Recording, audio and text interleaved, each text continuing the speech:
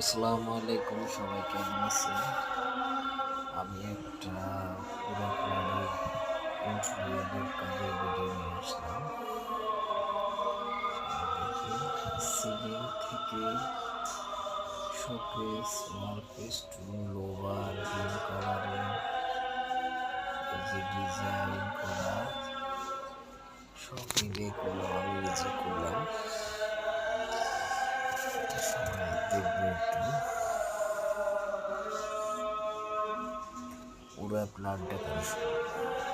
ভিতরে রুম আলমারি আছে, তার ভিতরে রুম করে নেয়, পুরো রুমটা আছে, মোটামুটি দেখবেন।